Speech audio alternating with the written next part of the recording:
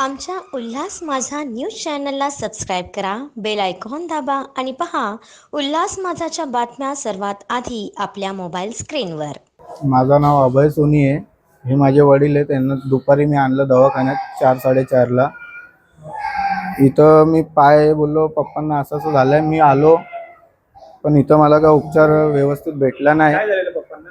Fracture झालेला त्यांचा पाय। कुठे आणलेलं? रुक्मणीबाई इथं आणल्यानंतर आम्हाला हे असे फुट्टे वगैरे लावून दिलेत सपोर्ट। हे बरं आहे का तुम्ही सांगा? आणि प्लास्टर का नाही घालून दिला? प्लास्टर बोलतात अवेलेबल नाही आहे आमच्याकडे, आणि त्या प्लास्टरचे पण बोलतात का 200 रुपये बाहेरून भेटेल। तुम्ही जर आम्हाला 400 रुपये दिले, 200ला 1 हे 4 लागतील।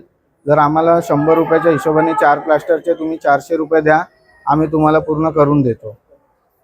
सर्वात पहिले कल्याण डोंबिवली महानगरपालिका क्षेत्रात नेहमी आपण बघता रुक्मिणी नागरिकांची शोकांकित आहे की आज त्यांना जे लागलंय फ्रॅक्चर झालंय आणि रुक्मिणीबाई दवाखान्यामध्ये सपोर्ट म्हणून पुठ्ठा लावलेला आहे। माझं प्रशासनाला विनंती आहे की पुढच्या 1 हप्त्यामध्ये आपण याची सुधारणा नाही केली तर महाराष्ट्र नवनिर्माण सेना ह्या रुक्मिणी दवाखान्याला लॉक लावेल।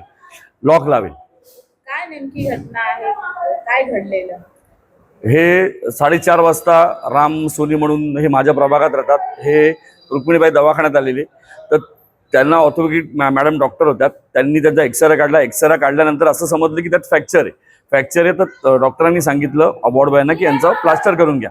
प्लास्टर करून घ्या सांगितल्यावरती इथे जे हे कर्मचारी आहेत त्यांनी सांगितलं आमच्याकडे प्लास्टर अवेलेबल नाही आहे। पण त्यांच्या मुलाला ते सांगतात की तू बाहेरनं आणलं तर तुला 200 रुपयाप्रमाणे एक पडेल, तर ते जो 800 रुपये जातील, तू आम्हाला एक प्लास्टरचे 100 रुपये असे 400 रुपये दे, आम्ही तुला प्लास्टर करून देतो।